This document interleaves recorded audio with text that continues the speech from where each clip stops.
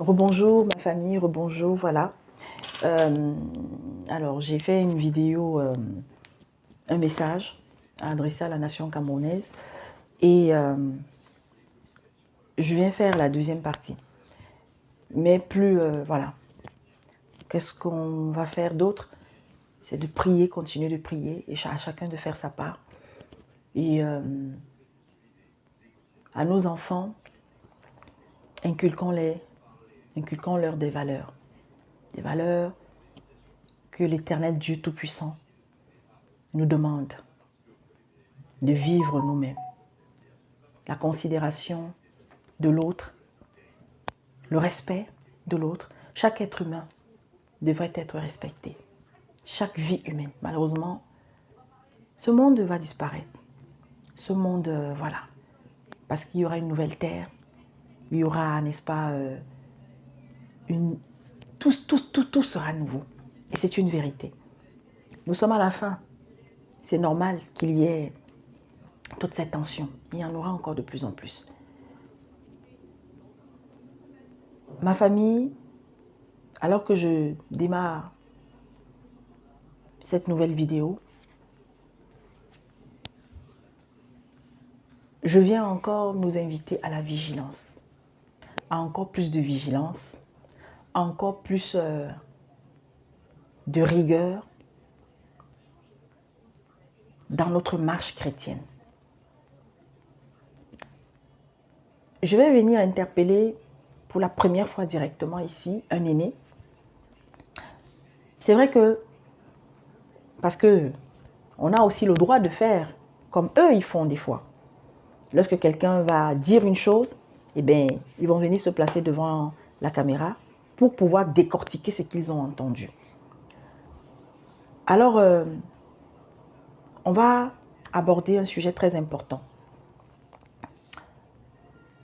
Une parabole qui a été décortiquée par notre bien-aimé, le frère Roger Boulili.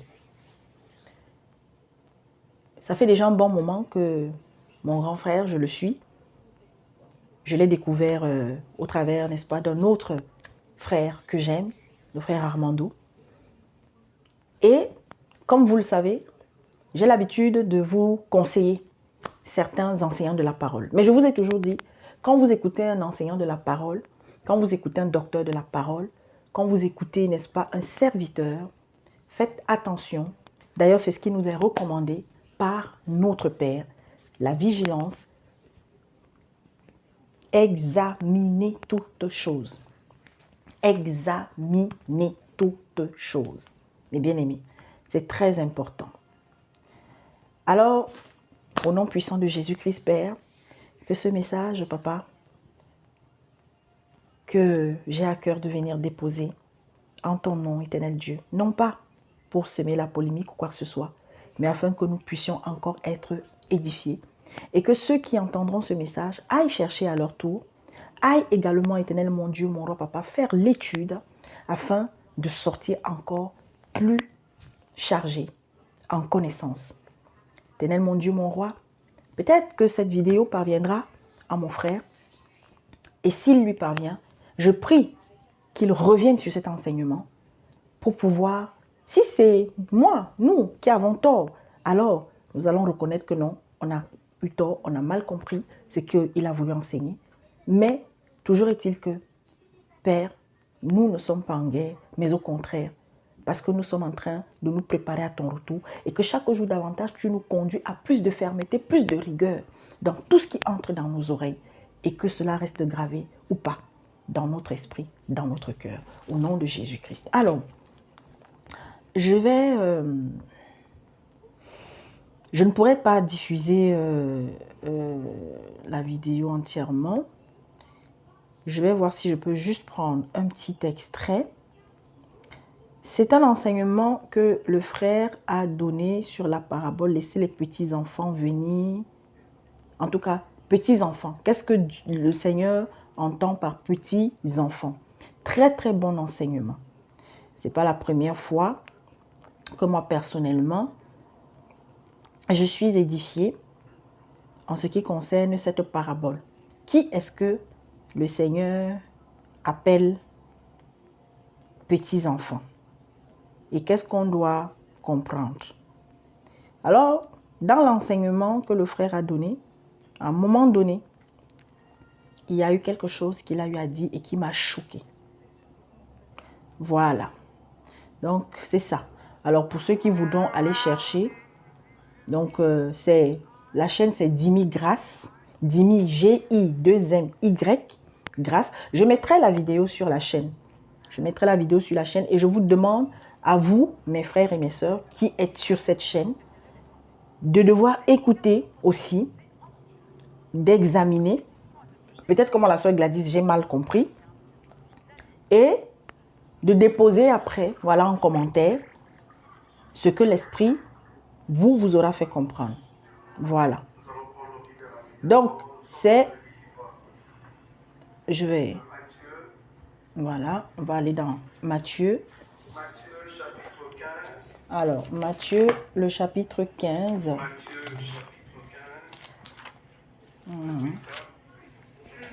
Pardon, excusez-moi. Alors, Matthieu, chapitre 15, à partir du verset 22. Ok. Je vais d'abord stopper, comme ça on va lire ensemble. Hein. Alors, et voici une femme cananéenne de ces contrées-là, sortant, s'écria, lui disant, « Seigneur, fils de David, aie pitié de moi. Ma fille est cruellement tourmentée d'un démon. » Et il ne lui répondit mot.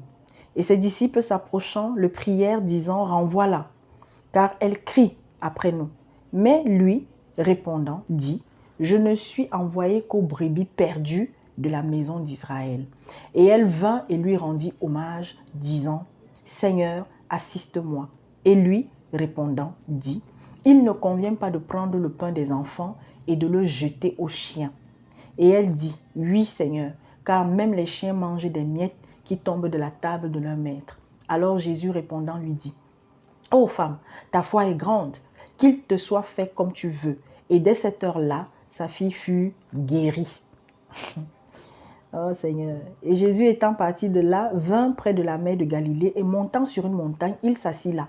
Et de grandes foules vinrent à lui, ayant avec elles des boiteux, des aveugles, des muets, des estropiés, et beaucoup d'autres. Et elles les jetèrent à ses pieds, et il les guérit. De sorte que les foules s'étonnèrent en voyant les muets parler, les estropiés guérir, les boiteux marcher, et les aveugles voir. Et elles glorifièrent le Dieu d'Israël. Et Jésus, ayant appelé à lui ses disciples, dit, « Je suis ému de compassion envers la foule, car voici 3 jours déjà qu'ils demeurent auprès de moi, et ils n'ont rien à manger. Et je ne veux pas les renvoyer à jeun, de peur qu'ils ne défaillent en chemin. » Et ses disciples lui disent, « D'où aurions-nous dans le désert assez de pain pour rassasier une si grande foule? » Et Jésus leur dit, « Combien avez-vous de pain? » Et il dit, « 7. Et quelques petits poissons. » Et il commanda aux foules de s'asseoir sur la terre. Et ayant pris les 7 pains et les poissons, il rendit grâce et les rompit. Et les donna à ses disciples. Et les disciples à la foule. Et ils mangèrent tous et furent rassasiés. Et ils ramassèrent des morceaux qui étaient de reste, 7 corbeilles pleines. Or, ceux qui avaient mangé étaient 4000 hommes, outre les femmes et les enfants. On n'a même pas compté les femmes et les enfants. Donc, c'était plus de 4000. Et ayant renvoyé les foules, il monta dans une nacelle et vint dans la contrée de Magadan. Ok. Alors. Donc, bon, dans ce passage, parce que moi je voulais tomber sur... Attendez, on va... Laissez les petits enfants venir à moi. Il y a aussi... Voilà, de toutes les façons, il y a plein de passages où le Seigneur nous appelle. Parce qu'il faut savoir que les petits enfants, c'est nous. Les petits enfants, ça, le frère, vraiment l'enseignement s'est bien passé, il explique et tout. Alors attendez, je ne sais pas si... Enfant, il les place ici, mais devant les plus grands, il commence maintenant à expliquer la parabole par rapport aux petits enfants. Maintenant, qu'est-ce qu'il dit? Jésus ayant appelé un petit enfant, le plaça au milieu d'eux et dit, je vous le dis en vérité, si vous ne vous convertissez pas, vous ne vous convertissez, et si vous ne devenez comme le petit enfant, vous n'entrerez pas dans le royaume des cieux. Merci, je commence à partir du verset 4. C'est pourquoi quiconque se rendra humble comme ce petit enfant sera le plus grand dans le royaume des cieux. Et quiconque reçoit en mon nom un petit enfant comme celui-ci me reçoit même à moi-même. Quand il dit comme celui-ci, ce n'est pas que c'était l'enfant qui était là. Il était en train de faire une parabole. C'était une parabole. Une parabole par rapport à l'enfant. Et puis il continue. Mais si quelqu'un scandalise un de ces petits qui croit en moi, il vaudrait mieux pour lui qu'on suspend en son cou un meule de moulin et qu'on le jette au fond de la mer. Cela ne veut pas dire, quand tu scandalises un enfant, quand tu frappes un enfant, tu corriges un enfant, cela veut dire que tu vas en enfer. Là, tu n'as rien compris sur les paraboles. Parce que Jésus a dit, si tu scandalises un enfant, ben on va mettre la main sur toi. Mais en réalité, il ne parlait pas de l'enfant qui était devant. Sinon, on va plus taper nos enfants. Est-ce que vous savez que dans notre évangile, si tu ne tapes pas ton enfant, tu pêches? Apparemment, ma soeur Caroline n'aime pas cette parole. Si tu ne tapes pas ton enfant, tu pêches. Pourquoi? Parce que c'est lui qui épargne un fouet à son enfant, tu le pousses à aller dans la rue. Il faut lui chicoter à force. Un enfant qui n'est pas chicoté, c'est un enfant qui va se retrouver dans la rue.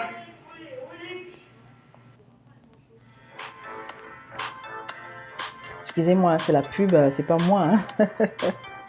Voilà. Il faut corriger son enfant. Même le Père Céleste, il a envoyé son enfant, il l'a corrigé à la croix. Corrigé, dressé comme il faut. Jésus voulait dire, il voulait fuir comme un enfant. Non, Père, j'ai rien fait. Est-ce qu'il y a possible que tu enlèves cette coupe? Ne me frappe pas, Seigneur. Je vais te frapper avec ça. Il faut frapper son enfant. Et quand l'enfant est frappé, vouloir ou pas, cet enfant t'amènera à la gloire. Amen.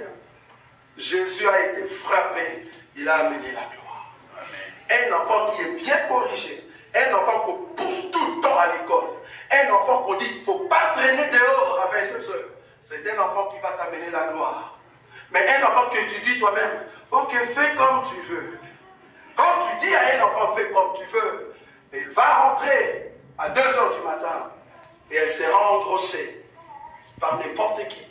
Et le père, vous ne connaissez pas d'où il est. Et l'enfant amène un cadeau à la maison. Vous étiez à 3, mais l'enfant vous amène encore un bébé. Pourquoi? Parce que tu étais lâche. Un parent doit être dur. Ça, c'est la Bible. Jésus va commencer à éduquer la masse à partir d'un enfant. Donc, l'enfant en question qui parle ici, ce n'est pas l'enfant que tu as à la maison. Ici, Jésus voulait donner un enseignement. Je saute parce qu'on n'a pas le temps. Je saute, je prends directement. Je prends l'écriture. Le verset combien? Je prends le verset. Donc je saute, je prends directement le verset 11. Car le Fils de l'homme est venu sauver ce qui était perdu. Que vous ensemble, si un homme a 100 brebis, c'est ce qu'on a lu la fois passée, donc je saute et je prends directement le verset, voilà, le verset 7. Matthieu chapitre 18, le verset 7. Ok. Vous pouvez retrouver la vidéo, j'ai dit, sur la chaîne Dimi Grâce. C'est sur cette chaîne que les vidéos de notre chéri Roger Bouleli est diffusée. C'est un frère que j'aime, comme d'ailleurs tous mes frères. Je les aime.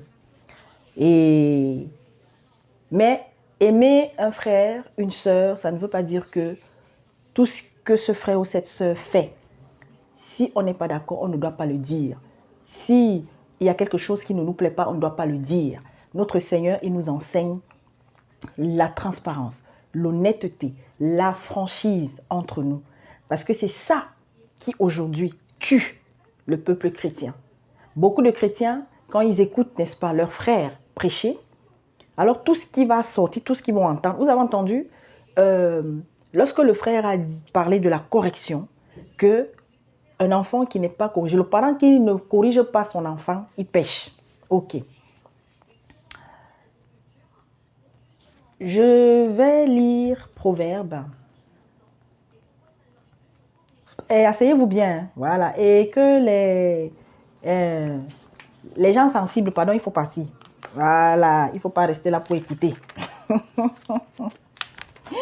Ma famille, ok. C'est très important. Voilà. On va, ok. Proverbe 29. Proverbe 29 au verset 15. Proverbe 29 au verset 15, à partir du verset 15.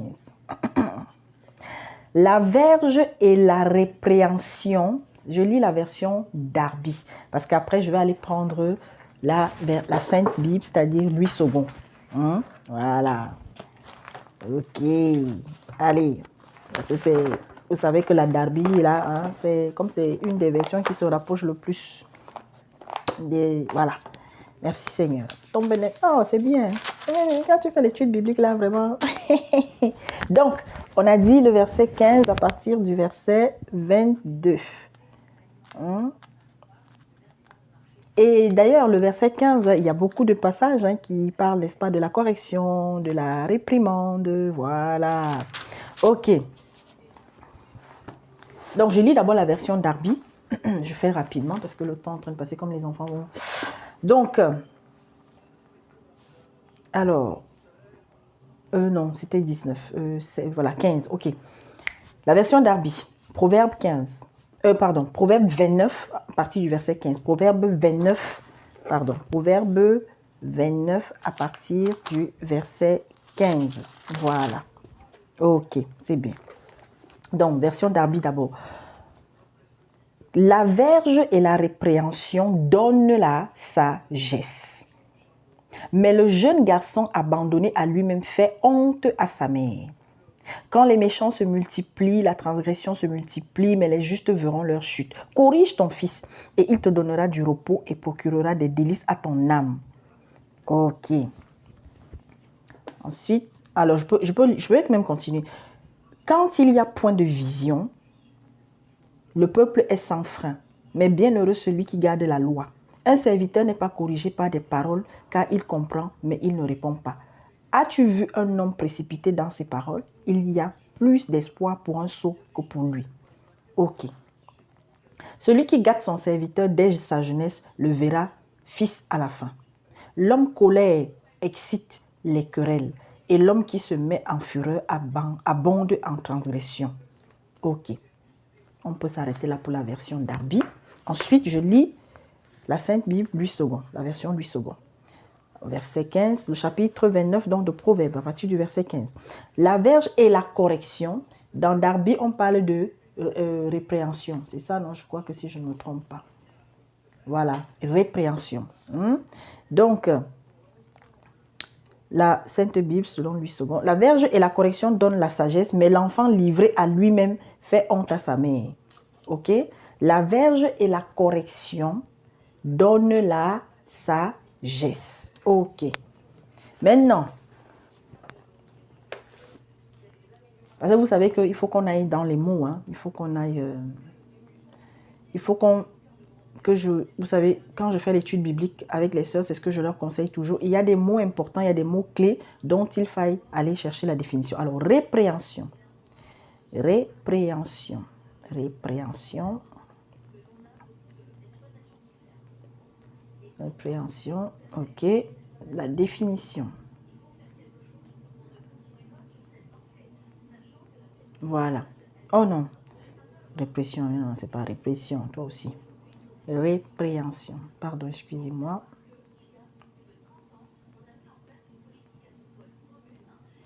Répréhension. Excusez-moi, soyez patient.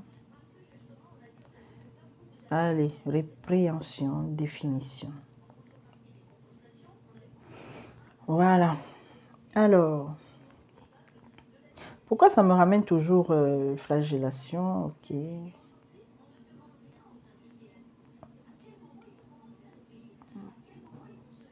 Bon, on va chercher le téléphone. Je ne sais pas pourquoi. Donnez-moi, vraiment, soyez patient. Je voudrais vraiment qu'on... Voilà. C'est très important qu'on aille dans la définition des mots. Répréhension. Oh Seigneur Dieu, Tu es le roi. Allez. Répréhension.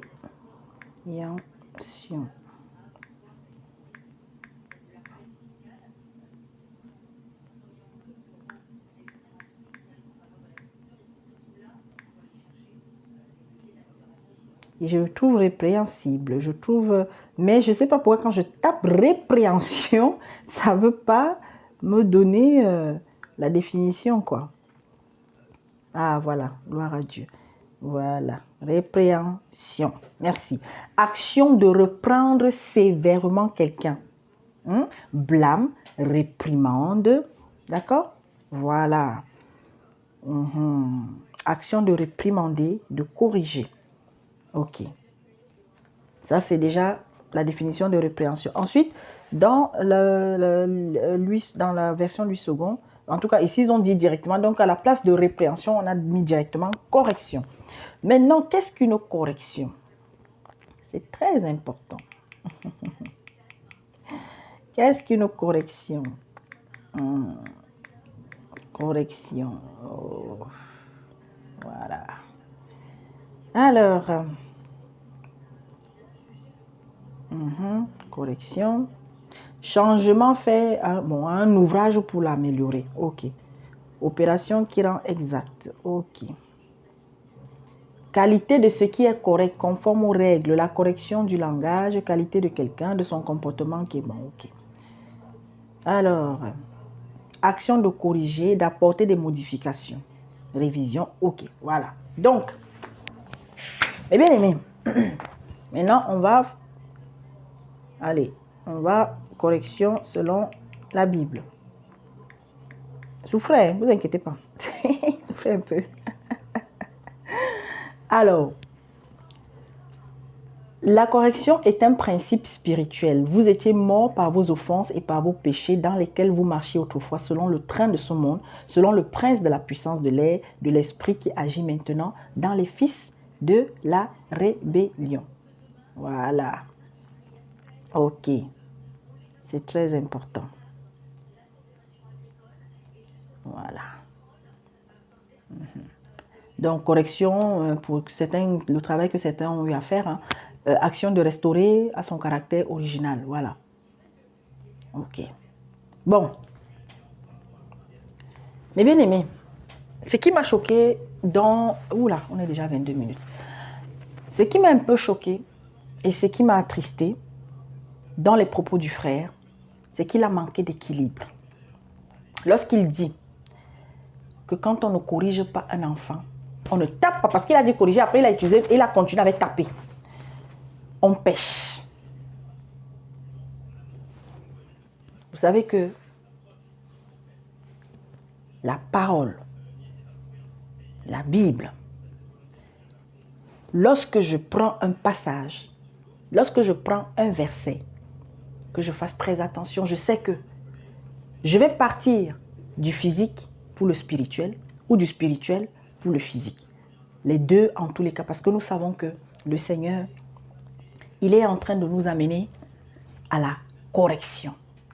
Il est en train de nous amener petit à petit vers la perfection. Il est en train de nous amener à ce que l'être spirituel, porté par le Saint-Esprit, prenne chaque jour davantage le dessus sur l'être charnel. Mais quand nous voulons comprendre les choses, nous partons toujours, mes bien-aimés, n'est-ce pas, du plus simple, je ne vais pas dire au plus compliqué, mais avec la parole du Seigneur, il ne faut pas rester sur, comment dire, le sens premier et s'arrêter là. C'est très important. Ce que j'ai trouvé, parce que j'ai écouté la vidéo jusqu'à la fin, je ne sais pas si le frère a fait une deuxième partie. S'il a fait une deuxième partie, j'espère que après avoir écouté mon message, si jamais il tombe dessus ou on le lui envoie, ou si vous avez le contact du frère Roger, vous pourrez lui envoyer cette vidéo afin qu'il puisse nous apporter une réponse. Alors, j'ai l'habitude, vous inquiétez pas, j'ai l'habitude d'écrire quand j'ai eu à écouter un enseignement que le frère a donné. S'il y a peut-être un mot à déposer, je l'ai toujours fait. Mais cette fois-ci, parce que j'ai voulu qu'ensemble, on mène cette réflexion. Attention, je ne suis pas là en train de critiquer le frère Roger. Mais je voudrais marqué mon désaccord quant à la manière dont il a expliqué. Même la manière dont il expliquait le passage, c'était bien. Mais à un moment donné, quand il prend, il s'arrête là, il fait cette virgule en disant que celui qui ne corrige pas son enfant pêche. Alors, déjà pour qu'il y ait correction, il faut qu'il y ait faute. Pour qu'il y ait correction, il faut qu'il y ait faute. Parce que la chose qui m'a ensuite scandalisé, c'est quand il dit que Jésus-Christ a été sévèrement corrigé par son Père. Mais bien aimé, et c'est ce que je reproche souvent aux frères qui ont déjà une certaine maturité. Parfois, je ne sais pas si c'est l'émotion. Parfois, je ne sais pas si à l'instant où il y a une parole qui va sortir de la bouche de l'enseignant et qu'il va sortir une parole qui, normalement, doit susciter des interrogations. Mais vous avez ceux qui sont en face. Amen, amen, ils applaudissent. Jésus a commis quelle faute pour qu'il soit corrigé? Moi, depuis que je lis la Bible, depuis que je suis enseignée, depuis que... Mais bien aimé, le frère Roger dit, nous encourage à être des zélotes. Tout comme tous les autres frères enseignants. Jésus-Christ est corrigé par son Père. Il a commis quelle faute? Parce que pour qu'un enfant soit corrigé, il faut qu'il y ait une faute. Je ne sais pas si je suis folle ou si je parle mal. Mais vraiment, j'invite peut-être les enseignants de la parole qui tomberont sur ma vidéo d'apporter des éclaircissements par rapport à ça. Il y a des personnes immatures spirituellement. Il y a des ignorants. Il y a encore des bébés spirituels. Et même ceux qui ont déjà une certaine maturité, ils continuent d'apprendre. Alors quand il y a des propos comme ça qui sont tenus, ça peut, mes bien-aimés, susciter beaucoup de confusion dans la tête des gens. Nous sommes dans une période actuellement où il y a des parents, oui, qui corrigent, mais qui ont fait de la flagellation, surtout beaucoup d'entre nous, Africains, il faut qu'on se le dise. Nous sommes nombreux à aimer fouetter les enfants. Moi-même, il m'est arrivé de corriger les enfants. Et je vais vous dire quelque chose. Vous savez, lorsqu'on flagelle quelqu'un, lorsqu'on fouette quelqu'un, il y a déjà le rapport de dominant à dominé. Il y a le rapport de dominant à dominé. Il y a aujourd'hui des personnes qui sont traumatisées à vie parce qu'elles ont été tellement fouettées, frappées, corrigées, tapées par leurs parents. Moi, je ne savais pas. Je suis quelqu'un, j'ai toujours eu horreur de la violence sur les enfants. Je vous ai déjà fait mon témoignage à plusieurs reprises. J'ai été une personne qui a subi le viol. Très tôt. Alors tout ça a développé quelque chose en moi qui fait que c'est quand je deviens maman et que je commence à avoir mon deuxième, troisième enfant que mes bien-aimés, parce que quand on a beaucoup d'enfants, ça c'est une vérité, la patience est mise à rude épreuve. C'est pas toujours facile. Oui. Est-ce que corriger un enfant, c'est mauvais? Non. Mais est-ce que ma correction est juste devant l'Éternel? Parce que c'est à ce niveau que j'attendais le frère Roger, qu'il fasse l'équilibre. On ne corrige pas un enfant n'importe quand, n'importe comment, pour tout et n'importe quoi. Et pourquoi on corrige l'enfant? Dans quel but? Dieu, quand il appelle à la correction dans tous ces passages, dans toute la Bible, c'est pour ramener quelqu'un sur le droit chemin. C'est pour que la personne, comme il a dit, ne s'égare pas. Mais quand le frère va jusqu'à dire que Dieu a corrigé son fils Jésus parce qu'il a dit non, je ne veux pas, machin, et tout, déjà ce n'est pas dans ces termes que Jésus a parlé. Et n'oublions pas, c'est toujours eux qui nous enseignent. Hein. N'oublions pas, mes bien-aimés, que Jésus en passant par la croix, Jésus il savait qu'il devait passer par la croix. Mais n'oublions pas que Jésus, Dieu fait chair, il est dans la condition humaine et il doit vivre toutes les souffrances qu'un être humain dans cette situation va vivre. Jésus, à ce moment, au moment où Jésus est dans cette phase-là, Il n'est pas Dieu. Il n'est que homme. Il n'est que chair. Et donc, toutes les sensations, tous les sentiments, tout ce qu'un être humain dans sa situation peut vivre, c'est-à-dire la peur, l'angoisse, il a vécu ça. Vraiment, je peux me tromper. Mais je prie que peut-être un des frères sérieux dans la foi. J'ai beaucoup de frères enseignants de la parole. Armando, le frère Olivier. Il y en a d'autres.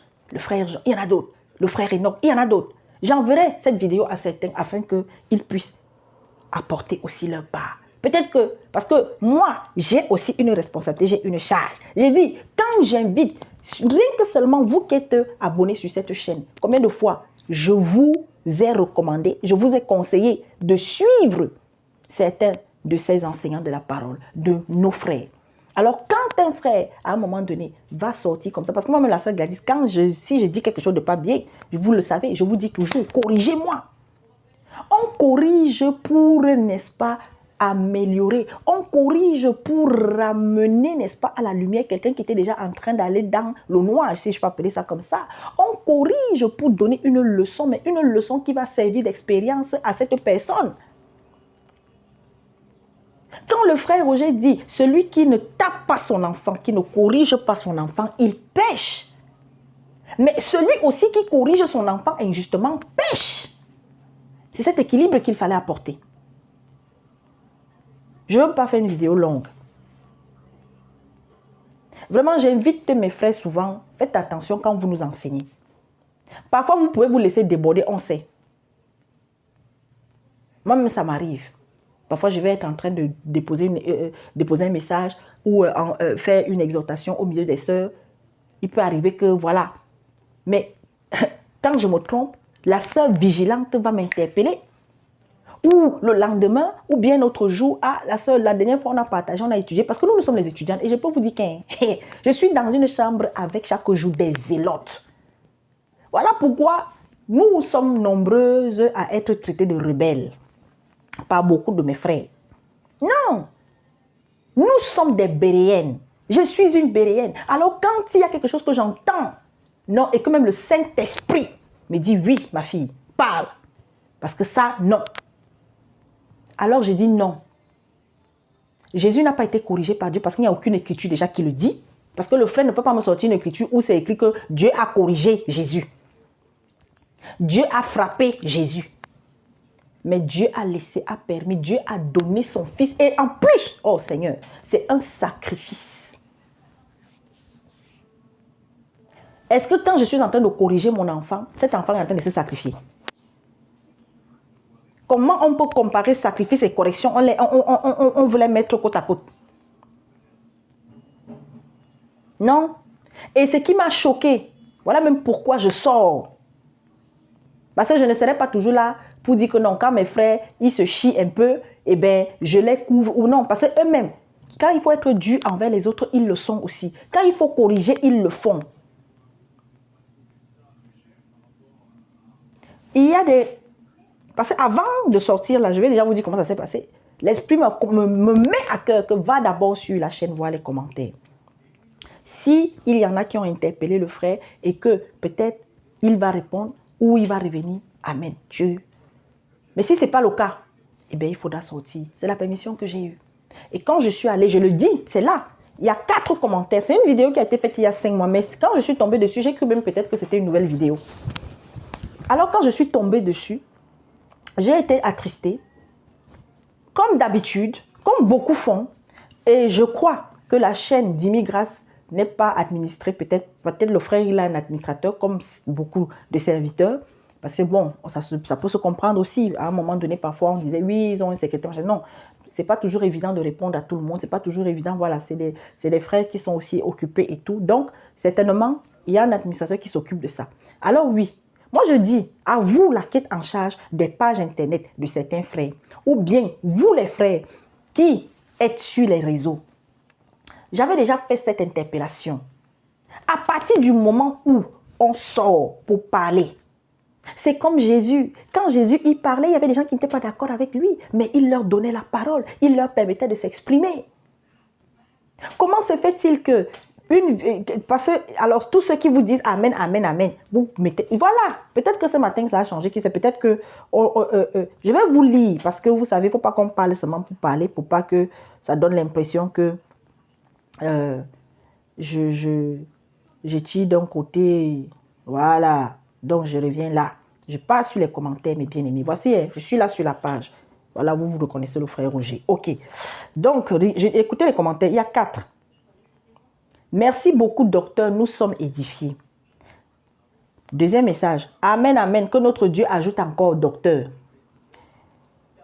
Et d'autres, les cœurs, amen. Et tous ces trois, donc, on a coché, comme vous dites. Parce que quand on coche, soit ça veut dire j'aime, soit ça, en tout cas, amen, merci. Voilà, j'ai vu ton message. Maintenant, écoutez très bien. Le dernier commentaire. Shalom à vous. Et en plus, c'est une sœur qui a écrit. Oh là là. J'encourage les sœurs, bébé, décortiquer les Écritures. Oh, shalom à vous. Je suis tombée sur un verset qui dit: on ne fera point mourir les pères pour les enfants, et l'on ne fera point mourir les enfants pour les pères. On fera mourir chacun pour son péché. Deutéronome 24, verset 16. Vu que le frère Roger a dit que les enfants seront jugés selon que l'un ou les deux parents ont servi Dieu ou pas, que dit de ce verset cité plus haut? Merci, shalom. Alors, et je vais terminer là-dessus. Parce que toujours dans la vidéo, vous savez, il y a un sujet qui fait couler beaucoup d'encre et de salive, qui jette beaucoup d'incompréhension au milieu de nous. La place des bébés, des enfants, qui ont deux parents qui vivent dans le péché ou n'ont pas donné leur vie au Seigneur et qui, si la mort les surprend, si cet enfant aussi meurt, où ira ce bébé? Où ira cet enfant? Alors, moi je le dis, je ne vais pas le cacher. Jusqu'aujourd'hui, le Saint-Esprit ne m'a pas encore convaincu par rapport à cet argument donné par beaucoup d'enseignants. Je sais qu'il y a le frère Armando, il y a d'autres frères, voilà, qui beaucoup disent la même chose. Mais il y a aussi qui ne pensent pas pareil, mais ils sont une minorité. Alors, si les parents sont des pécheurs, dans la vidéo, le frère Roger a pris l'exemple des parents sorciers. Si ces parents meurent, eh bien, l'enfant aussi va en enfer. En tout cas, l'enfant est bon pour l'enfer. Je le dis, moi, l'Esprit Saint ne m'a pas encore convaincu, parce que vous le savez, c'est l'Esprit Saint qui nous convainc.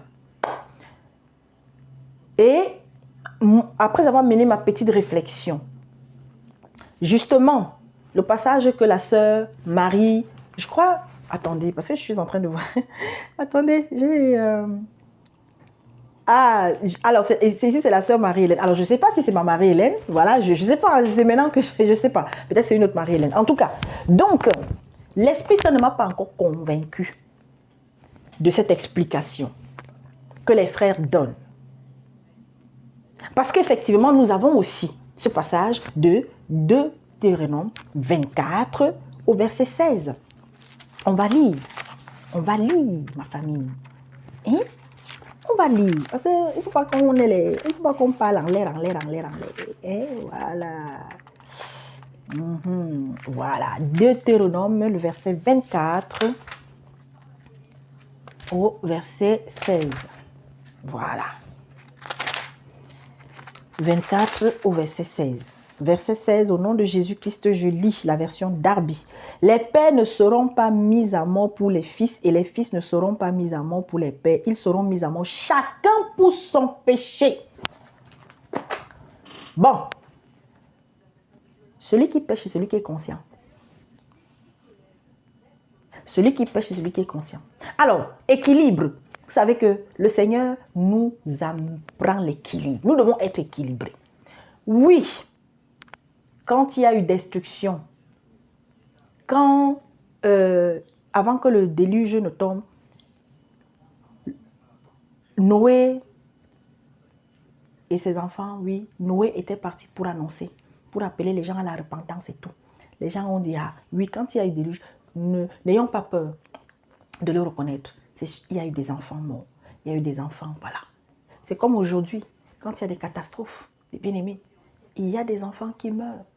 Quand il y a des inondations et tout ça. Alors, on peut encore partir dans Sodome et Gomorrhe. Dans Sodome et Gomorrhe, oui. Il y a, ça c'est sûr, des enfants qui sont morts. Leurs parents morts. Mais à ce moment-là, moi c'est des questions que je pose. Hein, et je prie que peut-être il y ait quelqu'un qui tombera sur cette vidéo, qui est un enseignant de la parole. Et vous aussi, si vous avez des frères sérieux dans la foi, qui sont des enseignants de la parole, des docteurs, pasteurs, évangélistes, et que vous savez que non, c'est des personnes éclairées, simples, et qui sont équilibrées quand ils expliquent, allez vers eux. Donc, le Saint-Esprit n'était pas répandu à ce moment. On n'était pas sous la grâce à ce moment. Mais aujourd'hui, nous sommes sous la grâce. Attention, Dieu, il n'a pas changé. Il est le même hier, aujourd'hui, éternellement. Mais, nous savons que dans le couple, oui, et la femme chrétienne, si son mari est païen, le mari païen va être justifié par la femme. Mais attention, ça ne veut pas dire que si le mari meurt étant païen, il sera sauvé. La femme, pendant qu'elle est en vie, pendant que le mari est en vie, elle qui a donné sa vie au Seigneur, elle doit avoir une marche qui peut-être touchera le cœur de son mari, changera, amènera son mari aussi à être transformé. Mais si la mort venait les prendre tous les deux et que l'homme, sa condition était toujours la même au moment de sa mort, il va répondre. Et cette parabole-là, c'est-à-dire que l'homme répondra de ses actes, le mari répondra de ses actes. Mais voilà pourquoi la recherche du salut peut être collective, mais le salut est individuel. On est ensemble. Voilà. Alors, un bébé meurt aujourd'hui. Moi, je crois, et c'est ce que l'Esprit Saint m'a mis à cœur, ma famille. Dieu est un Dieu juste et miséricordieux. Je dis aujourd'hui, nous sommes sous la grâce. Oui, un bébé qui va mourir. Moi, je le crois que c'est quand on sera devant notre Père pour le jour, son jour, mes bien-aimés. Lorsque l'humanité sera face à Dieu. Que les choses qui ne sont pas expliquées clairement actuellement seront expliquées. Il l'a dit, nous ne connaissons qu'en partie. Donc, moi parfois, je suis triste quand des fois, des frères ont la prétention d'avoir les réponses à toutes les questions qu'on leur pose. Ayez l'humilité même à un moment donné, même de vous taire aussi, comme vous dites que nous les femmes, on doit se taire là. Il y a des questions pour lesquelles, mes bien-aimés, quand quelqu'un va poser, aie l'humilité qu'un, ça, c'est ma réflexion à moi. C'est ma compréhension à moi. Parce qu'il n'y a aucune écriture où Dieu a dit que si un bébé, ses parents meurent et qu'ils étaient pécheurs, dont l'enfant va en enfer. Moi, je veux le verset. S'il y a le verset, parce que peut-être que je ne suis pas encore arrivé là-bas. Parce que moi, tout doit être prouvé. Des choses qu'un enseignant, un serviteur de la parole déclare, tu dois prouver. Mais quand ça vient de ta réflexion à toi, dis que selon ma réflexion, je pense que... Et Paul, il avait l'humilité de reconnaître ça. Parce que Dieu, il nous a aussi donné cette liberté de penser de nous-mêmes. Même si nous sommes soumis au Saint-Esprit, mais le Saint-Esprit aussi nous est soumis. Et vous, équilibre qui manque. Mais les deux parents pécheurs peuvent partir. L'enfant ne meurt pas maintenant, mais l'enfant va peut-être finir par venir au Seigneur. Et on a des exemples. L'enfant va finir peut-être par rencontrer Dieu. Il y a des parents, mes bien-aimés, que eux là, Dieu, on s'en fout. Mais les enfants, parce que Dieu, il est souverain, il est miséricordieux. Il y a des personnes, on le sait, il y a la prédestination, qu'on le veuille ou pas. Il y a des personnes que Dieu a dit que lui là, je vais le sauver. Mais toute la famille est vampire.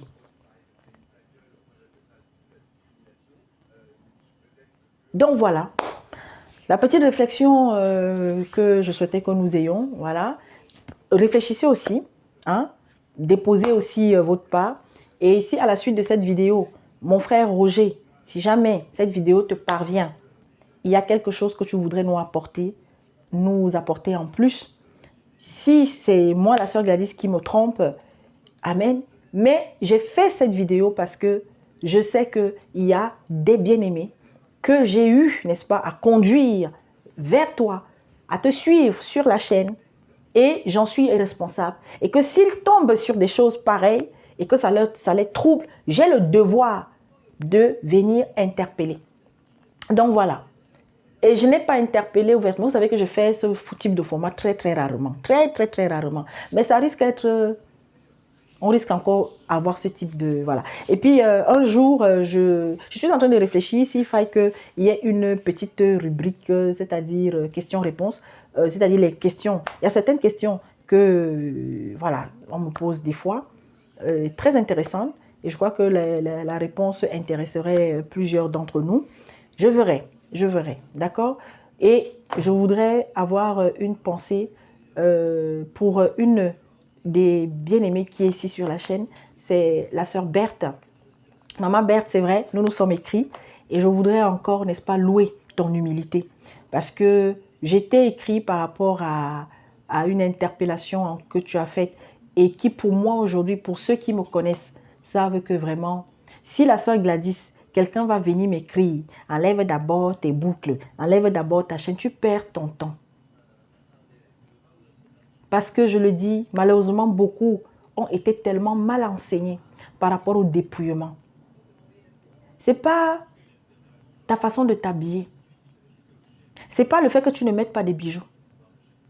Ce n'est pas le fait que tu ne portes plus certains vêtements qui te garantissent l'accès au paradis. Non, jamais. Jamais. Même toi, qui ne te coiffe plus, qui a même peut-être coupé les cheveux comme moi là, ou qui, je ne sais pas, qui porte les longues robes, tu ne mets plus de pantalon, ce n'est pas ça qui va t'ouvrir les portes du paradis. Parce que la première chose que Dieu va regarder et regarde tous les jours, c'est ton cœur. Maintenant, nous le savons, je ne le dirai jamais assez. Le Seigneur Jésus-Christ lui-même, par rapport à notre aspect extérieur, il nous a invités à la pudeur, à la simplicité.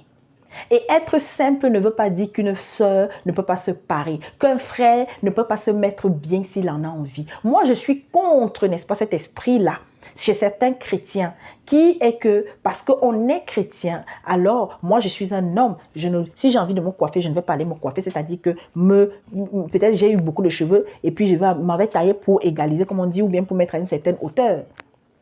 Ou bien, je ne vais pas, je vais laisser la barbe la pousser et puis je ne la rase pas. Ou bien, si je laisse la barbe, je ne dois pas, n'est-ce pas, faire en sorte qu'elle soit élégante. Qui vous a même dit que quand on est serviteur, on est sale? Quand on est enfant, on est sale. On doit nous-mêmes contribuer à une laideur. Non. Je suis fière de ce que le Seigneur a fait de moi. Physiquement, et intérieurement, ce qu'il est en train de faire et qu'il va continuer de faire. Et c'est une joie. Je l'ai déjà dit ici à plusieurs reprises. Dieu lui-même, au travers de son fils, au travers de son serviteur Paul, nous dit que les cheveux sont une gloire pour la femme. Aujourd'hui, on a amené certaines sœurs à avoir même honte de leurs propres cheveux, les cheveux que Dieu a créés. Vous connaissez les Amish? Les Amish qui est une communauté religieuse chez les Juifs. Parce que c'est ça qu'on vous a ramené dans vos temples bâtiments. Où vous avez vos bonbons, prophétons, pastons, je ne sais pas les qui viennent vous imposer ces choses-là. Vous connaissez les Amish? Les Amish, la femme ne doit pas être, c'est-à-dire, si l'homme est assis ici, si la femme est à côté, c'est pour un temps bien précis. Peut-être le manger, ou alors peut-être, je ne sais pas moi. Mais les femmes dans... Mes bien-aimés, quand je suis tombée sur ce documentaire, on nous a souvent présenté que non, c'est les musulmans extrémistes là qui sont... Mais vous parlez de quoi? Et elles ont leurs longues jupes là. S'il vous plaît, elles ont leurs cheveux, mais elles ne laissent pas leurs cheveux d'or. Pour mettre quoi? La plupart mettent des perruques. Est-ce que vous savez ça? Elles portent des chapeaux, c'est-à-dire que des perruques. Elles ont leurs propres cheveux. Parce que, mes bien-aimés, l'hérésie. Une sœur m'a posé la question. Est-ce que si une femme est en période de menstruelle, elle peut prier, elle peut méditer? Et il y a aujourd'hui en 2025, dans des assemblées où il y a ce type de mensonges. Les gens oublient que les menstrues, c'est Dieu qui a donné ça à la femme. Ça fait partie du corps humain. Et tout ce qui est sur le corps humain, dans le corps humain, c'est Dieu qui a placé ça. Réfléchissons des fois. Soyons équilibrés. J'ai souvent l'habitude de dire Dieu, il est esprit, il est logique. C'est Dieu qui a donné les seins à la femme. C'est Dieu qui a mis les fesses là. C'est Dieu. Mais bien aimé, quand tu es en menstrue, tu es en règle. Il y avait des choses que, à un moment donné, les Juifs sortis d'Égypte observaient. Mais c'était au final des lois humaines. Nous ne sommes pas soumis à cela. Il y a des tribus où quand tu es en règle, on dit que tu es impur. Il y a des religions où quand tu es en règle, on dit que tu es impur. Ce que Dieu a créé, toi tu viens dire que c'est impur. Tu es en règle, tu ne dois pas préparer, tu ne dois pas toucher à la mamie, tu ne dois même pas t'asseoir au milieu des gens. Quelle tristesse. Quelle tristesse. C'est comme ce passage encore qui est encore mal interprété. Et Seigneur Jésus, même pas des frères sérieux. De plus en plus, il y a des assemblées ou bien il y a des petites chambres où les femmes, on les entend de moins en moins. Même chanter même. J'ai déjà parlé de ça dans une autre vidéo, je ne vais pas tout m'attarder là-dessus. Mais Dieu a donné la bouche, pourquoi? Si Dieu voulait que la femme, elle se taise et qu'elle ne l'ouvre pas quand elle est au milieu des frères. Non. C'est par rapport au désordre. D'abord, de un. La discipline, quand on est ensemble. Tu veux prendre la parole, demande-la. Tu as quelque chose à dire qu'on te permet de t'exprimer. Tu as reçu quelque chose de l'Esprit Saint, que le serviteur te laisse t'exprimer. Et même un matin, tu peux te lever, tu as quelque chose que tu as reçu, tu as un passage de la Bible que tu as lu et vraiment ce que tu as reçu, tu voudrais partager ça avec tes frères et tes soeurs. Tu demandes la permission à celui-là qui modère, qui n'est-ce pas, dirige la cellule, l'assemblée dans laquelle vous êtes. Il y a même quoi? Donc voilà. C'était la deuxième vidéo de cette journée. Voilà, même si je ne la diffuse pas aujourd'hui, peut-être que je la diffuserai un autre jour. Donc ne soyez pas surpris. Et comme voilà, je disais, mes bien-aimés, continuons de prier. Continuons de prier. Le monde va aller de mal en pis, de mal en pis, de mal en pis. Nous sommes en train de nous acheminer résolument, mes bien-aimés, vers un gouvernement mondial, un système mondial. Voilà, l'antéchrist n'est plus loin. Sa photocopie, plus que jamais, est là. Et tout ce que vous entendez, mes bien-aimés, également, qu'on le veuille ou pas, ça fait partie aussi des plans de Dieu. Oui, ça fait partie du plan de l'Éternel. Alors, courage à vous, une fois de plus, à tous les peuples opprimés, à toutes les personnes pourchassées, persécutées, à nos frères et sœurs chrétiens, aux peuples appartenant à des tribus qui sont, n'est-ce pas, pointés du doigt pour X ou Y, qui sont accusés des malheurs, de tous les malheurs d'un pays. Que Dieu continue de protéger le plus grand nombre d'entre vous. Marchons selon les voies du Seigneur. Dieu n'a jamais dit qu'une telle tribu est plus grande que l'autre, ou telle tribu est plus belle, ou telle tribu est plus beau, ou telle tribu, non. Dieu a tout donné, si je prends que le cas de l'Afrique. Dieu a tout donné à l'Afrique. Mais ce sont les Africains eux-mêmes qui ont tout gâté. Alors aujourd'hui, on veut expliquer tout et pas n'importe quoi. Les gens sont des... C'est comme le racisme, ça n'existe pas. Et les gens continuent de dire l'autre est raciste. L'autre est raciste, pourquoi? Il est de quelle race? Il n'y a pas de race au pluriel. Il n'y a qu'une seule race humaine. Il y a des peuples, il y a des nations, il y a des tribus. Passez une bonne journée. On est ensemble. Donc voilà l'interpellation de ce jour concernant cet enseignement que le frère Roger Bouleli a eu à donner, qui pour moi m'a un peu scandalisé, mais ça ne remet pas en question, parce que je le dis, le frère Roger c'est un enseignant de la parole, c'est un docteur de la parole, oui, et c'est pas parce qu'il a, n'est-ce pas, cette position que ça veut dire que si il dit une chose qui n'est pas correcte, qu'on ne doit pas, on ne peut pas, on ne devrait pas le reprendre. En tout cas, exprimer, n'est-ce pas, son incompréhension. Et c'est une habitude que vous devez avoir. Vous êtes nombreux. Vous êtes quelque part où vous entendez le serviteur dire des choses incroyables. Mais non, amen, amen, amen. On ne dit pas amen sans avoir compris. On ne dit pas amen sans que l'Esprit Saint nous convainque que ce que l'autre est en train de dire, c'est ça. Les chrétiens de Béret, c'est ce que nous devons être. Bon week-end, on est ensemble.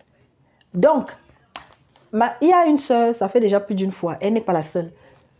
Nous n'avons pas un temple bâtiment à Douala, au Cameroun. Nous sommes une cellule. Donc, une cellule aujourd'hui qui a des branches. Quand je dis branche, c'est-à-dire que qui est aussi représentée dans certains pays, notamment au Cameroun. Il y a donc une cellule, prunelle de l'Éternel. Voilà, ce sont des sœurs, des frères, surtout des sœurs, qui, mes bien-aimés, poursuivent ce que nous faisons dans la grande cellule prudelle. Ce sont des femmes qui ont donné leur vie au Seigneur Jésus-Christ et qui chaque jour davantage, font leur part, intercèdent pour le Cameroun, font aussi l'étude biblique, voilà, partagent la parole entre elles, font certaines activités, mais en tous les cas, se démarquent. Nous nous démarquons parce que nous voulons chaque jour davantage être la vitrine de Jésus-Christ. Être différente. Parce qu'un disciple, un enfant de Dieu, un chrétien, un saint, le Seigneur l'a dit, c'est celui qui est mis à part. Donc, nous ne sommes pas sous la coupe d'un homme qui est apôtre ou je ne sais pas trop quoi. Et quand il arrive qu'il y ait un esclave de l'Éternel, un serviteur qui veut bien passer un moment au milieu de nous, au milieu des sœurs, il nous arrive de temps en temps d'en avoir. Mais sinon, nous étudions la parole, nous intercédons. Comme là tout à l'heure à 14h, on va se retrouver dans les vendredis, les mercredis. S'il y en a parmi vous qui veulent passer un moment avec nous, vous avez le vendredi ou le mercredi. Le mercredi, c'est à partir de 14h, heure de France. Nous nous retrouvons pour prier. Nous nous retrouvons pour partager les témoignages, les choses extraordinaires que le Seigneur accomplit dans la vie de plusieurs de ces sœurs-là, de plusieurs d'entre nous. Nous nous retrouvons parce que nous avons aussi d'autres activités, comme je l'ai souvent dit. Nous essayons d'apporter du soutien à certains serviteurs qui sont à la tête d'une assemblée pauvre. Mais il y a beaucoup de serviteurs que vous ne voyez pas, qui ne font pas de tapage, qui n'auront pas, n'est-ce pas, tous ces millions que d'autres ont, qui, quand peut-être ils font des campagnes, il y a des millions qui sont là, les autorités sont là, ou leur ouvrent des portes et tout. Non. Est-ce que ceux à qui on fait ça, c'est mauvais? Si cela est fait, mes bien-aimés, selon la volonté de Dieu, sans que toi, le serviteur, tu n'aies demandé ou tu n'aies, je ne sais pas, fait. Ok. Donc, nous essayons aussi de soutenir ces serviteurs-là et bien sûr, des personnes dont les cas peut-être peuvent nous parvenir, hein, quelqu'un malade ou bien des enfants qui ne peuvent pas aller à l'école, qui n'ont pas pu avoir leur scolarité payée ou voilà, il y a une famille qui peut-être a des difficultés pour manger, un couple, la femme est enceinte, elle a accouché, et les moyens sont difficiles. Donc bref, le volet social, comme nous l'appelons, nous sommes aussi, le Seigneur nous utilise aussi de ce côté-là. Mais notre activité majeure, c'est l'intercession, le partage de la parole. Parce que bientôt, mes bien-aimés, ce sera difficile qu'on se connecte. Ce sera difficile qu'on se parle. Même les WhatsApp là, tout ça, ça va devenir payant. Un de ces 4 matins. Même diffusé comme ça, ça sera payant. Voilà. Il y aura des conditions encore plus difficiles. Moi, ma mission, c'est de t'amener toi à ne pas dire que tu cherches. Parce qu'il y en a, tant qu'ils n'entendent pas que non, on a notre église là-bas. On a notre église là-bas. Mais bien aimé, les temps arrivent où il y a déjà dans beaucoup de pays de plus en plus, des chrétiens n'arrivent plus à se réunir quelque part. C'est dans ces temps, nous sommes en train de rentrer en Égypte. Est-ce que vous avez même compris ça? Nous sommes en train de rentrer en Égypte. C'est-à-dire que la mort passe et celui qui n'a pas le sang sur son linteau sera happé. Nous sommes en train de revenir au temple de maison plus que jamais, de plus en plus. Et les serviteurs sérieux encouragent à cela. Pour ceux qui suivent par exemple le frère Olivier, vous avez à plus d'une reprise certainement l'entendu encourager. Nous sommes en train de rentrer dans les temples de maison. Alors arrêtez de continuer d'être dans ce truc-là que si je ne suis pas dans une église, attention, la sœur Gladys ne dit pas que si tu as trouvé une assemblée, une bonne assemblée, qu'est-ce qu'on appelle bonne assemblée? Une assemblée qui a le Saint-Esprit. Maintenant je prie. Parce que si toi, tu n'as pas le Saint-Esprit, tu ne pourras pas reconnaître s'il y a le Saint-Esprit ici ou pas. Hein? Ah oui.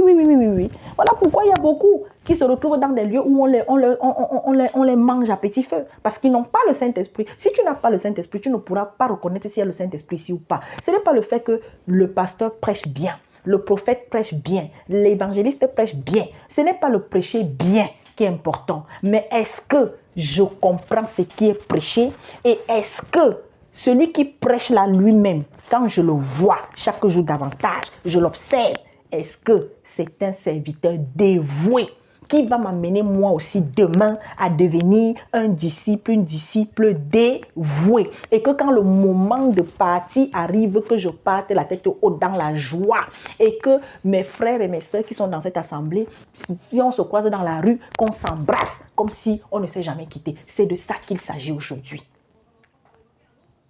Si vous êtes dans des églises où on ne vous ramène pas à Jésus-Christ, on ne vous amène pas à Jésus-Christ, mais vous êtes en train de faire de cet homme parce que oui, il prophétise, il vous donne les prophéties sur votre chambre, sur votre salon, sur votre je ne sais pas quoi. Tant pis pour vous. Donc, une fois pour toutes, la sœur Gladys n'a pas d'assemblée. Mais la sœur Gladys a des frères et des sœurs qui sont ses compagnons de route et qui sont représentés dans certains pays. Et que si vous voulez vous retrouver avec ces frères-là, en Côte d'Ivoire, nous avons quelques frères. Au Gabon, au Cameroun, encore qu'au Gabon, pour le moment, bon, ça a un peu, comment dire, ça s'est un peu affaibli. Parce que c'est aussi comme ça, vous savez, la sœur Gladys, elle ne fait pas la police derrière qui que ce soit. Je vais vous dire, hein, je suis arrivée dans une phase où moi, je fuis beaucoup. Je fuis beaucoup, mes bien-aimés. Parce que ce n'est pas moi, tu ne dois pas t'attacher à moi, tu ne dois pas t'accrocher à moi, tu ne dois pas t'attacher aux serviteurs comme vous les appelez, hommes de Dieu. Un serviteur ne doit pas être indispensable dans ta vie, mais c'est Jésus qui doit être un indispensable, le Saint-Esprit qui doit être un indispensable dans ta vie. Quand est-ce que vous serez nombreux à comprendre ça? Oui, tu as grandi, tu as toujours été dans les églises. Ce n'est pas l'église qui va te sauver. Ce n'est pas le temple bâtiment dans lequel tu es qui va te sauver. Le Seigneur viendra chercher une église déjà sauvée. Est-ce que vous comprenez? Hein? Le Seigneur vient chercher une église, une épouse qui aura sa robe blanche. Le Seigneur ne viendra pas chercher une église qui va encore se préparer à nettoyer sa robe blanche. Non!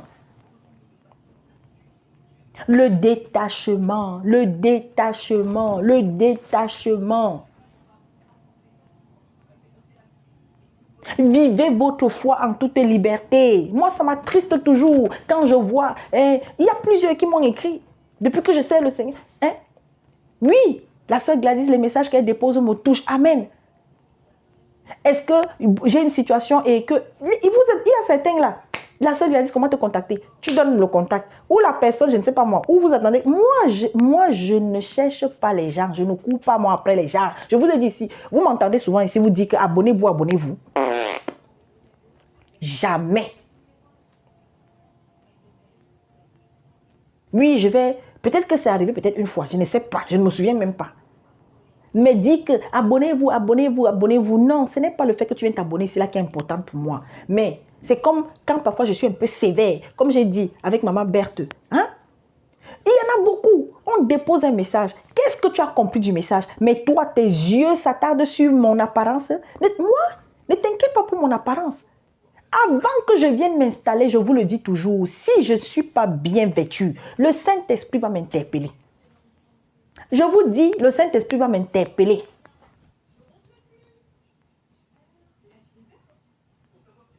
Alors faites attention. Vous croyez que Je l'ai toujours dit. Voilà celle qu'on présente comme étant une prostituée, parce que Jésus ne l'a jamais présentée comme une prostituée, Marie de Magdala. Hein? Et regardez même que quand elle était devant Jésus, vous vous rendez compte que Jésus ce jour la délivre de 7 démons. Vous avez vu qu'elle est tombée? Vous avez vu qu'elle s'est roulée au sol? Vous avez vu que... Vous allez quelque part, on prie pour vous, on multiplie les paroles. On prie pendant 30 minutes, 40 minutes, 1 heure de temps. Mais bien aimé, ça peut arriver, mais c'est rare. Et quand Dieu veut délivrer quelqu'un, il va suffire même de 5 minutes, 1 minute. C'est la disposition de cœur de la personne. Vous avez entendu l'histoire que j'ai eu à lire là. Le passage qu'on a lu. Quand je parlais, je lisais le passage concernant l'exhortation du frère Roger. Voilà une femme. Elle allait vers le Seigneur. Le Seigneur a vu sa foi et le Seigneur a guéri sa fille. C'est de ça qu'il s'agit aujourd'hui. Où est le niveau de ta foi? Ta foi est où? Dès qu'il y a un petit truc, vous paniquez.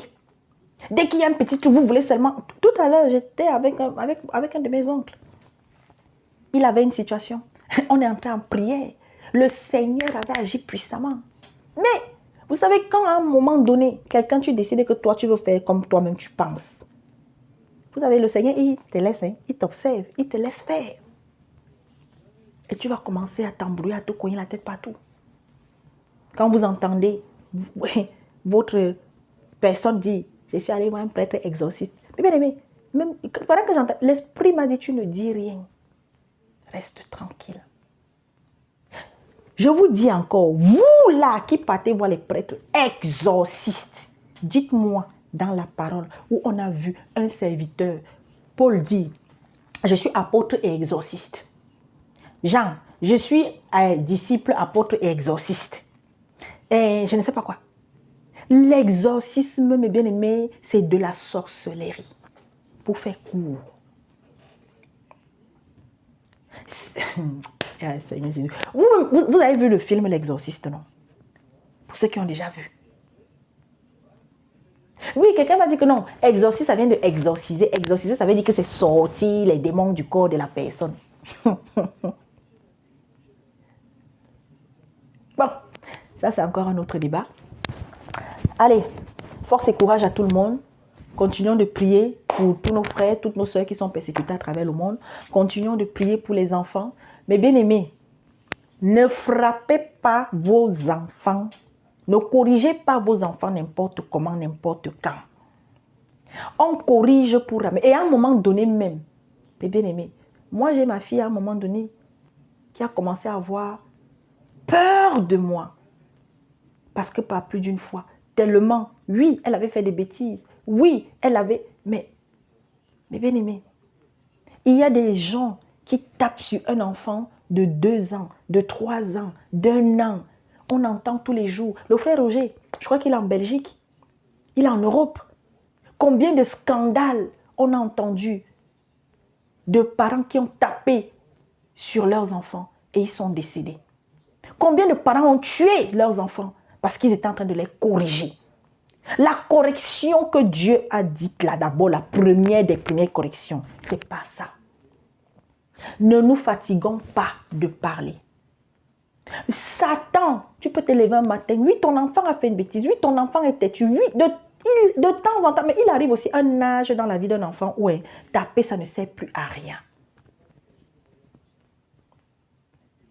Tu vas taper, tu vas dire que tu vas corriger. Là, le frère peut-être sans s'en rendre compte. Il y a des gens qui tombent sur ce type de message. Pour lui maintenant, moins de choses, pas. Pour lui, moins de choses, pas. Parce que oui, si tu corriges, tu vas gagner.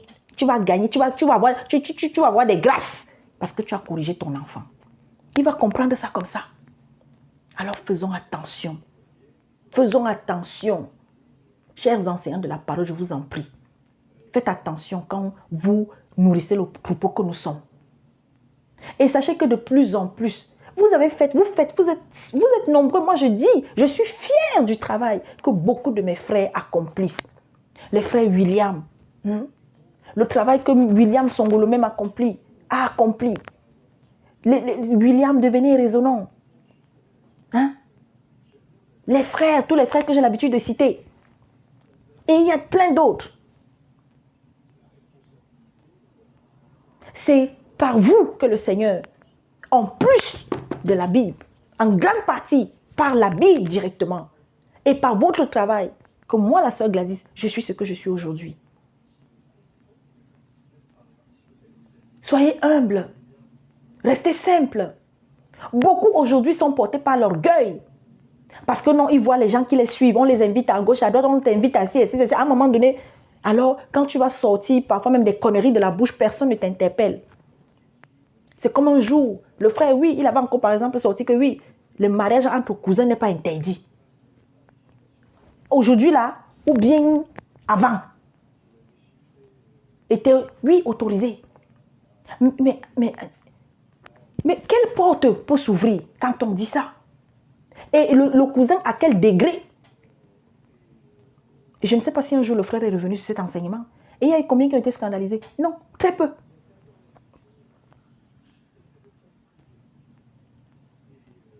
Soyons vigilants. Et bien aimé, autant je suis dur envers mes frères quand il le faut, autant j'attends qu'ils soient durs envers moi. Et j'aime ça. C'est ça la correction.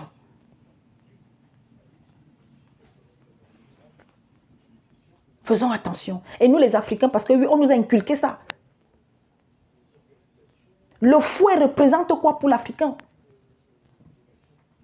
Les gens ont utilisé le fouet pour marquer nos ancêtres.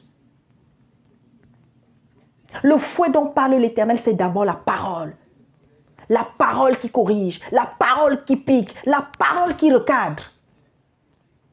Si ton enfant t'écoute, amen. Si ton enfant... Il y a des enfants qui n'ont jamais été frappés et qui ont une vie comme ça, droite. Il y a des enfants qui ont passé le temps à être frappés et qui sont devenus des perdus aujourd'hui. La plupart des enfants de la rue que vous voyez là, beaucoup sont des enfants maltraités. D'abord par leurs propres parents. Alors, équilibrage. Oui, il peut arriver que tu donnes une tape. Il peut arriver que oui, à un moment donné, tu vas donner une bonne fessée à ton enfant.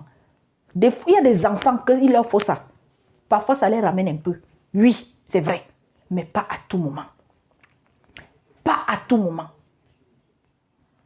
Et je ne crois pas que Dieu ait dit, si tu fouettes ton enfant, tu le fouettes correctement tout le temps, tu seras béni. Que c'était dans ce sens-là que le Seigneur a eu à donner toutes ces paroles-là.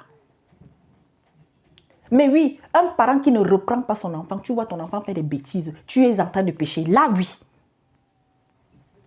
Ton enfant fait des bêtises. Ta fille, elle sort quand elle veut.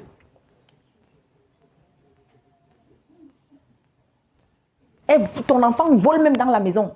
Tu ne dis rien. Vous, les mamans qui protégez vos enfants, qui n'aimez pas qu'on leur gronde, on leur fasse des réprimandes. Tu as ta soeur qui voit ton enfant faire quelque chose de mal. Ta soeur vient parler, vient reprendre ton enfant, tu attaches ta bouche, tu t'énerves. Tu es en train de pécher. Et dorloter un enfant ne veut pas dire qu'on aime cet enfant. Et quand on dorlote un enfant, mais bien aimé, en vérité, on ne l'aime pas. Parce que quand on aime un enfant, quand il fait bien, on lui dit tu as bien fait. Quand il fait mal, on doit lui dire que tu as mal fait. Et s'il exagère à un moment donné, si c'est qu'on doit un peu, oui, un peu. Mais il ne faut pas que ça devienne une habitude.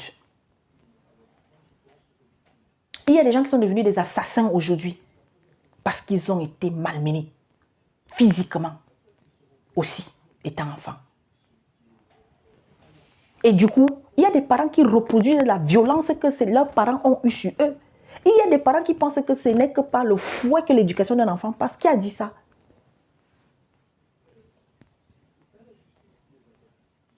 Équilibrage. Équilibrage. Du coup, il y a des hommes qui fouettent leur femme. Parce que la femme est comme un enfant. La femme est l'enfant de l'homme. Allons-y. Ne nous arrêtons pas seulement sur l'enfant. Il y a des hommes qui fouettent leur femme. Soi-disant pour la recadrer, pour la corriger. Il y a des malades qui aiment ça. Parce qu'il y a des femmes qui aiment quand leur mari leur dose aussi. Hein? Malheureusement. Non. L'outil de correction premier, c'est ça. Et ça restera le meilleur outil. Le fouet ne sera jamais le meilleur outil de correction pour un enfant. Mais ça peut être un des moyens, exceptionnellement.